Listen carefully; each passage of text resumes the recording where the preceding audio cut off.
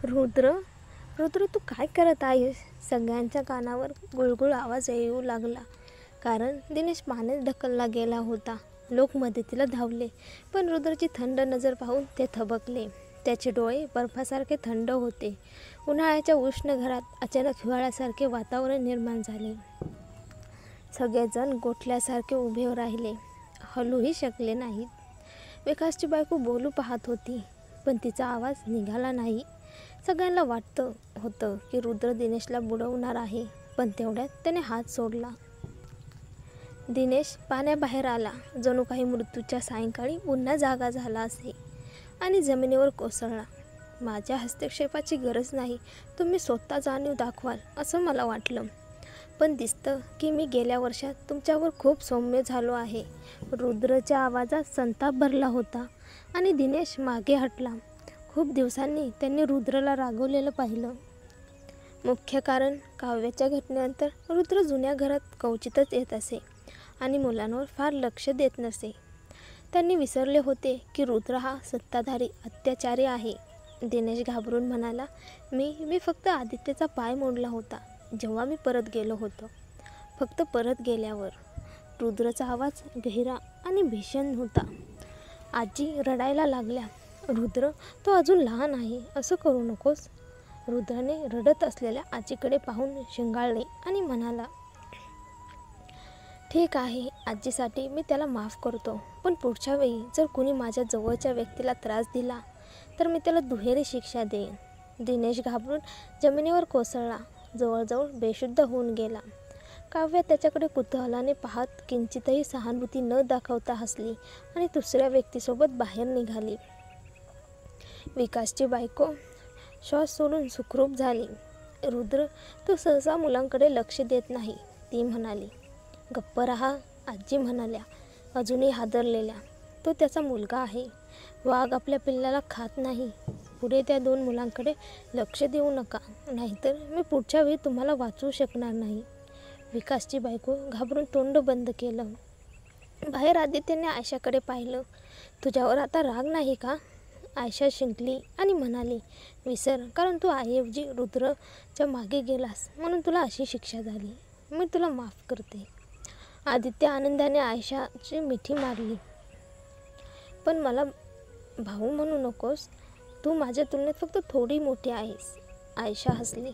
ठीक आहे, आता तरी असं म्हणू नकोस. ही घटना झाल्यानंतर आदित्यने गुप्तपणे ठरवले की आता तो खरा भाऊ बनेल आणि कधीही आपल्या बहिणीला त्रास होऊ देणार नाही. रुद्र काव्यासोबत बाहेर निघाला तेव्हा तो आयशा आणि आदित्यला आनंदाने बोलताना पाहिलं. त्याने काही क्षण पाहिले आणि नंतर पुढे येऊन म्हणाला, आदित्यने उचकटून पाहिले. बाबा. रुद्र काही क्षण थांबला. आदित्यच्या निरागस चेहऱ्याकडे पाहिले. त्याने काहीही बोलले नाही, फक्त हसला आणि म्हणाला, घरी जाऊया.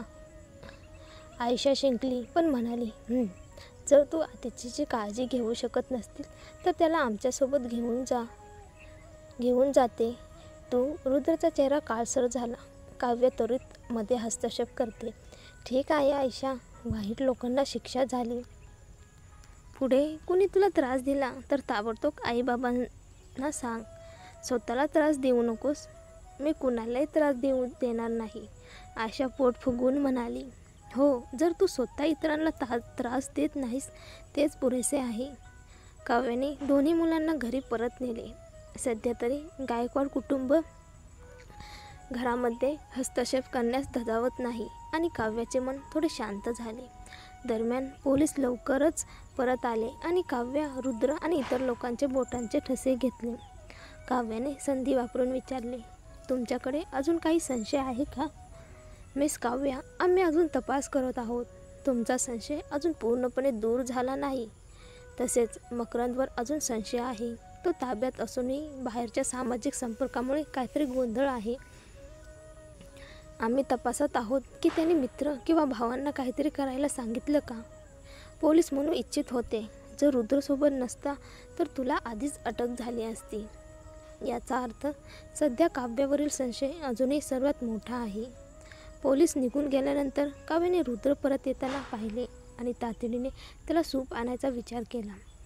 तिने त्याच्यासाठी रक्त भरपूर पोषणदायक सूप बनवले होते. त्यानंतर तिने त्याच्याशी आयशाच्या शस्त्रक्रियेबाबत बोलण्याची संधी घेतली. रुद्र, सूप घे. मला नाही हवं, रुद्र कान दुखावून म्हणाला. आयशा अखेर मला स्वीकारेल का? आणि तिने संगणक वापरणं कोणाकडून शिकलं? काव्य आश्चर्यचकित झाली. काय झालं? आणि तू जाणतेस ती आज काय केलं? रुद्र खूप रागात होता. फोटो काव्याला देत. तो फोटो होता कासवाची प्रतिमा रुद्रच्या डोक्याशी. हे आयशाने केलं का? खात्री आहेस? काव्याने विचारले. तिच्या व्यतिरिक्त कोणी करेल का? रुद्र म्हणाला. काव्याने विचार केला आणि ठरवले, मी तिला समजावून सांगेन आणि अडथळा टाळण्यास सांगेन. रुद्र संतापाने निघून गेला. काव्याने रक्त भरपूर सूप पाहिले आणि विचार केला, आयशा इतकी अनपेक्षित कशी आहे? अशा वेळी तिने त्रास का निर्माण केला? ती अजून शस्त्रक्रियेची तयारी करणार आहे का? सूप वाया जाऊ देऊ नये म्हणून काव्याने ते आदित्याला प्यायला दिले, कारण आयशाला सूप आवडत नव्हता. दुपारी मनोजने शेवटी संपर्क केला. काव्याने त्याच्यासोबत कॅफेमध्ये भेट ठरवली. जसजसा ती जवळ गेली तिने विचारले, तुला काही मार्गदर्शन मिळाले का? तुला वाटतं का हा व्यक्ती आत्महत्या करून तुला फसवलं असेल? मनोजने विचारले. काय म्हणतोयस? काव्याने विचारले. ती तुला एवढी द्वेष करते का की स्वतः मरायला तयार झाली पण तुला सोडणार नाही? हो, मनोज म्हणाला. अन्यथा मला कुणीही सुचत नाही. मी त्या दिवसाचा डेटा पुन्हा पाहिला आणि इतर कुणीही संशयास्पद दिसत नाही. मग मी काय करावं? काव्या बसली हताश. म्हणजे माझा संशय दूर होणार नाही का? तू संशयित असलीस तरी याची खात्री नाही, मनोज तिला आश्वस्त करत म्हणाला. तू रुद्रची पत्नी आणि त्याच्या 2 मुलांची आई आहेस. तो तुला तुरुंगात जाऊन देणार नाही. मी नाही मरणार, काव्यानं डोकं खाली करून सांगितलं. जसजसा ती निघणार होती तिला अचानक कुणीतरी जवळ येताना दिसलं.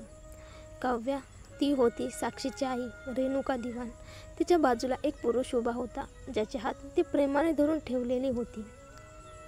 वयाच्या फरकावरून काव्याला अंदाज आला की तो राजदीप असावा. प्रेसिडेंट दिवाण, मॅडम दिवाण, काव्या म्हणाली, थोडं थांबून. राजदीप हसला. तू कुणाला मारलं आणि तरीही येथे एका पुरुषासोबत डेटवर येऊ शकतेस? मी तुला कमी समजली. मी कुणाला मारले नाही, काव्याने म्हणाले. हत्यारे कधीही त्याच्या अपराधाची कबुली सहज देत नाहीत. मी तुला इथे सांगायला आलो की इतरांना त्रास देऊ नकोस. पण आता तुला पाहून मी सांगू शकतो की तू निर्दयी आहेस आणि इतरांनी केलेल्या त्यागाची तुला कदाचित पर्वा नाही, राजदीप म्हणाला. तू काय बोलतोयस? काव्याने विचारले. रेणुकाने बोलले. अलीकडेच गायकवाड कंपनीकडून काही प्रोजेक्ट जिंकले आहेत. रुद्र याबद्दल वेडा झाला असेल. आम्ही असेच करत राहू आणि जर तू हुशार असशील तर स्वतःच उघड कर, नाहीतर रुद्रला किंमत भरवावी लागेल. काव्याचे मन खिन्न झाले. अरे बापरे, मागील काही दिवसात रुद्र इतका व्यस्त होता. हेच कारण होतं. तो गुपचूप राजदीपसह प्रोजेक्ट्समध्ये स्पर्धा करत होता, पण काव्याला त्याने काही सांगितले नव्हते. त्यांना पाहत काव्याने म्हटले, तुमचे माझ्याकडे वागणे फक्त खऱ्या हत्यारास आनंदित करेल. त्यांना दुर्लक्षित करत काव्याला मनोजचे शब्द आठवले. कदाचित खरा हत्यारा साक्षीच आहे. तिला कदाचित आता आनंद झाला असेल. स्वतःला बलिदान देऊन काव्या बनली होती ती दोषी हत्यारे, ज्याचे सगळे लोक तिरस्कार करत होती. साक्षीला याचा नक्कीच आनंद झाला असावा. काव्या जेव्हा घरी पोहोचली तिला दिसले की रुद्र अजून परतलेला नाही. काही विचार केल्यानंतर ती त्याच्या स्टडीमध्ये गेली आणि आत प्रोजेक्ट प्रस्ताव पाहिले. रुद्र अलीकडे खूप प्रोजेक्ट्सवर काम करत होता, ज्यात रिअल इस्टेट आणि सॉफ्टवेअर प्रोजेक्ट होते. त्यापैकी काही रद्द केलेले होते, म्हणजे राजदीपने त्यात हस्तक्षेप केला होता. काव्याला माहीत होतं की फक्त एक रिअल इस्टेट प्रोजेक्टही अब्जबाजारी गुंतवणूक मागतो. मानवी सामर्थ्य आणि संसाधने वेगळे. काव्याने ठरवले की ती काही प्रोजेक्ट स्वतः हाताळेल आणि प्रस्ताव तयार करायला सुरुवात केली. ती आर्किटेक्ट असली तरी डिझाईनसुद्धा प्रोजेक्ट प्रस्तावामध्ये काम करतात हे तिला माहीत होते.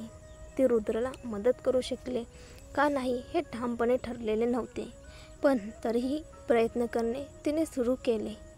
काव्या रात्री उशीरपर्यंत काम करत होती. तेव्हा तिने पाहिले की आयशा बाहेर आली. ती जवळ गेली आणि म्हणाली, आयशा. आई. आयशाने उत्तर दिले, माझ्याशी बोलायचं आहे. जेव्हा त्या खोलीत गेल्या, काव्याने विचारले, तुला तुझ्या बाबाला खेळ खेळायला आवडते का? आयशाने डोकं खाली वाकवले आणि म्हणाली, तो मला किंवा तुला आवडत नाही. आयशा, तुला तुझ्या आईची परिस्थिती माहीत असावी, काव्याने सांगितले.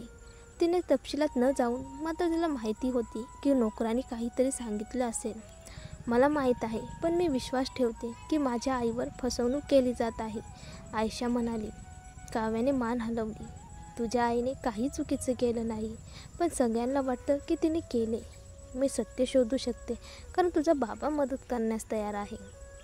त्याने आपल्यासाठी बरेच काही केले आहे आणि तो खूप थकला आहे. आपण त्याच्यासाठी अडचण निर्माण करू नये, ठीक आहे ना? आयशाने डोकं खाली करून शांतपणे विचार केला. तो खरोखर माझ्या आईसाठी खूप काही केले का? हो, म्हणून तुझ्या आईला देखील त्याला मदत करावी लागेल. आयशाला फक्त मान हलवता आली. समजलं आई. काव्याने आयशाच्या गालावर प्रेमाने किस दिला. त्या रात्री रुद्र घरी आला नाही आणि काव्याला वाटले की तो खूप व्यस्त असावा. ती त्याला मदत करण्याचे मार्ग शोधत राहिली. पुढच्या दिवशी आणि त्यानंतरचा दिवसही रुद्र घरी आला नाही. काव्याला चिंता वाटू लागली. तिने माधवला फोन केला. रुद्र ऑफिसमध्ये आहे का? हो, तो व्यस्त आहे, माधवने उत्तर दिलं. मी त्याच्यासाठी अन्न घेऊन जाईन. त्याला उशीर होईल का? काव्याने विचारले. माधव हसला. नाही, तो खूप खुश होईल. विश्वासाने काव्याने लवकर जेवण तयार केलं आणि बॉक्समध्ये ठेवले. जेव्हा ती गायकवाड बिल्डिंगकडे पोचली, तिला एक पुरुष थांबवला. तो पुरुष गडद, भयंकर आणि धमकावणारा दिसत होता. त्याने काव्याकडे पाहिले आणि हसला. अरे काव्या, तुला इथे पाहून विश्वास बसत नाही. तुला आठवतं का, जेव्हा तू परदेशात होती आणि तुला अन्न किंवा वास्तव नव्हते, तू माझ्याकडे येऊन सांगितलं की माझी गर्लफ्रेंड होऊन जे हवं ते करेल. आणि आता तू रुद्रकडे चललीस आणि अचानक गायब झालीस. तुला वाटलं की मी तुला कधी सापडणार नाही. काव्याला आश्चर्य वाटले. ती त्याला ओळखत नव्हती, कधीही पाहिलं नव्हतं. तू कोण आहेस? ती विचारली. पुरुष हसला. गप्प बाळगू नकोस. तू म्हणालीस की जर माझी पत्नी मरली तर तू माझ्या लग्नाला तयार होशील. आता माझी पत्नी मेली आणि तू मागे हटू शकत नाहीस. तुला माझ्याशी लग्न करावंच लागेल. काव्याला घृणा वाटली आणि त्याच्या पकडीतून सुटण्याचा प्रयत्न केला. मला सोड, नाहीतर तू नंतर खेद करशील, तिने इशारा दिला. गायकवाड बिल्डिंगमधील लोकांनी गोंधळ पाहिला आणि विचारले, काय चाललंय? हा वयोवृद्ध माणूस घृणास्पद आहे. तो तिचा बाबा असू शकतो आणि तरीही त्याला तिच्याशी काही करायचं आहे, त्यांनी टिप्पणी केली. पैशासाठी ती प्रेमिका बनली. घृणास्पद. लोकांमध्ये कुजबूज झाली. ही स्त्री ओळखीची वाटते, एका व्यक्तीने म्हटले. तो माणूस कुरूप आणि घाणेरडा आहे. त्याने म्हटले की ही स्त्री रुद्र शोधत आहे. कदाचित आपले प्रेसिडेंट गायकवाड. हाय रब्बा, आपले प्रेसिडेंट अशा माणसाबरोबर स्त्रीचा आनंद घेत आहे. जर मी असतो तर मला घृणा वाटली असती, दुसऱ्याने म्हटले. त्यांच्या चर्चा ऐकून काव्याने पुरुषाकडे पाहिले आणि विचारले, तुम्हाला माझे नाव खराब करण्यासाठी कोणी पाठवले? पुरुष हसला पिवळ्या दातासह. तो आवाज कमी करून काव्याच्या कानात कुजबुजला. काव्या, माझ्याकडे काही आहे जे तुला नक्की आवडेल. तू माझ्याबरोबर येणार नाहीस का? त्याने काव्याला फोटो दाखवला आणि तिचा हात हवेतच थांबला. पुरुष संतुष्ट हसला आणि म्हणाला, चल जाऊया. तो काव्याला पकडून तिथून खेचून नेला. दरम्यान माधवने नुकतेच रुद्रला खाली आणले होते आणि पाहिले की काव्या एका पुरुषासोबत जात आहे. काय?